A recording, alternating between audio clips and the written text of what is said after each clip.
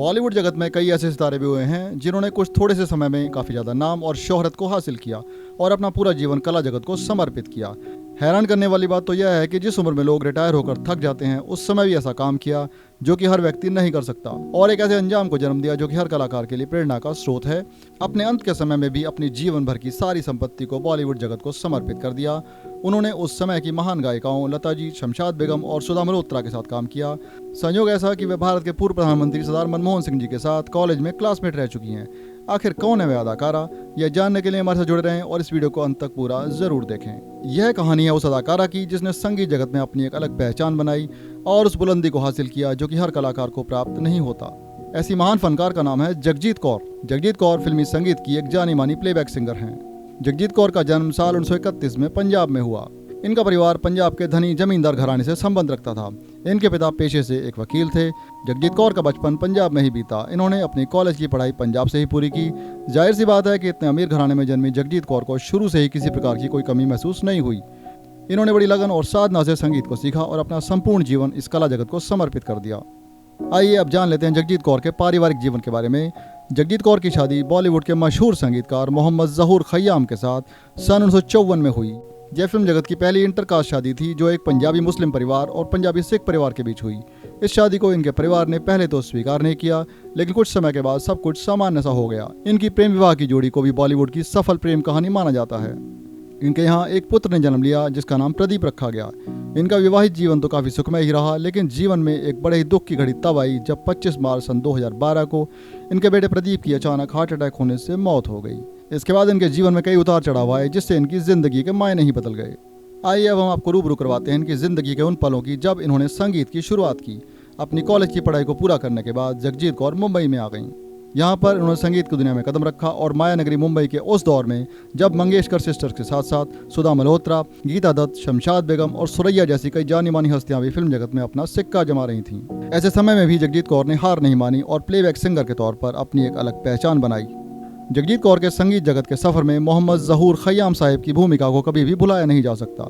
इनकी मुलाकात खय्याम साहब से अचानक हुई यूँ कि एक दिन जगजीत कौर मुंबई के दादर रेलवे स्टेशन से कहीं जा रही थी। उन्हें लगा कि कोई शख्स उनका पीछा कर रहा है। उन्होंने घबरा कर जैसे ही सेफ्टी अलार्म बजाना चाहा, तभी खय्याम साहब ने सामने आकर उन्हें अपना परिचय दिया कि वह संगीतकार खय्याम हैं। यहीं से उनकी आपस में दोस्ती हुई और यही दोस्ती आगे चलकर प्रेम विवाह में बदली। जगजीत कौर ने अपने संगीत जगत के सफर में सन 1950 से लेकर 1990 तक बॉलीवुड में कई फिल्मों में गीत, गज़लें और लोकगीत गाए और ऐसी मीठी मधुर आवाज़ से एक ऐसा इतिहास रचा जिसे आज के कलाकार भी पसंद करते हैं। जगजीत कौर ने अपना पहला गीत सन 1950 में एक पंजाबी फिल्म पोस्ती में गाया, लेकिन इस गीत को बाद में आशा भोसले की आवाज़ में रिलीज किया गया। इसके बाद जगजीत कौर का पहला सफल गीत सन 1953 की एक फिल्म दिल नादान में से था। गाने के बोल थे, खामोश जिंदगी को अफसाना मिल गया। इस गीत का संगीत मशहूर संगीतकार गुलाम मोहम्मद साहब ने दिया और गीत के बोल थे शकील बदायूनी साहब के। खामोश जिंदगी को, खामोश जिंदगी। इस गीत के बाद जगजीत कौर की पहचान एक प्लेबैक सिंगर के रूप में बनने लगी। यह वह समय था जब बॉलीवुड संगीत में उर्दू शेर व शायरी का चरण काफी ज्यादा पसंद किया जाने लगा था। अब एक और फिल्म शोला और शबनम जो कि सन 1961 में आई, जिसका गीत पहले तो आंख मिलाना जो कि इन्होंने मोहम्मद रफी साहब के साथ गाया था। इस फिल्म का एक और गीत लड़ी रे लड़ी तुझसे आंख जो लड़ी, यह भी काफी हिट हुआ था। अब इन्होंने लगातार कई हिट गीत दिए जो कि संगीत प्रेमियों द्वारा बहुत पसंद किए गए। सन 1964 की एक फिल्म शगुन का एक गीत तुम अपना रंजो गम अपनी परेशानी मुझे दे दो, यह गीत उनके संगीत जगत के सफर में एक तरह से मील का पत्थर साबित हुआ।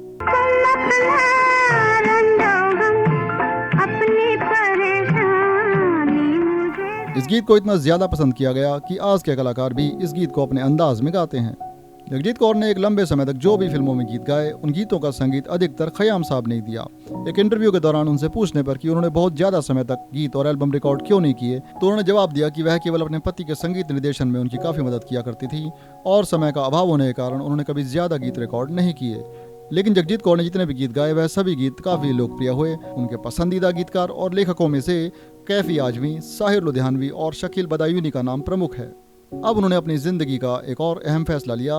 जगजीत कौर और उनके पति खय्याम साहब ने 90 वर्ष की आयु में यह निर्णय लिया कि वे अपने जीवन भर की पूंजी यानी कि जो धन संपत्ति जो कि उन्होंने और उनके स्वर्गीय पुत्र प्रदीप ने अपने जीवन में कमाया है, वह सब कुछ एक चैरिटेबल ट्रस्ट को दान करना चाहते हैं। इस ट्रस्ट का नाम है खय्याम KPJ चैरिटेबल ट्रस्ट। इस ट्रस्ट को उन्होंने अपने पुत्र प्रदीप के नाम से फिल्म जगत को समर्पित किया। इसके बाद 19 अगस्त 2019 को इनके पति खय्याम साहब का देहांत हो गया। अब आज के समय में जगजीत कौर तो गाना छोड़ चुकी हैं, लेकिन उनके द्वारा गाए गीतों को और गज़लों को सदा ही पसंद किया जाएगा। उनके गाए कुछ हिट नगमे इस तरह से हैं। 1976 की एक फिल्म कभी कभी में से साडा चिड़िया न चंबावे, 1981 की फिल्म उमराव जान में से काहे को ब्याही विदेश, और फिल्म बाजार जो कि 1981 में रिलीज हुई थी, इसका एक गीत देख लो आज हमको जी भर के को भी सुपरहिट माना जाता है। देख लो आज हमको। बॉलीवुड जगत में जगजीत कौर का नाम सुनहरे अक्षरों में अंकित हो चुका है, जिसे हमेशा याद रखा जाएगा। दोस्तों, संगीत जगत के इतिहास से जुड़ी ऐसी ही जानकारी हम आपको आगे भी देते रहेंगे। अगर आपको हमारा यह वीडियो पसंद आया तो लाइक, कमेंट, शेयर करना ना भूलें और हमारे चैनल को सब्सक्राइब जरूर करें। इसी तरह से हमारे साथ जुड़े रहने के लिए धन्यवाद।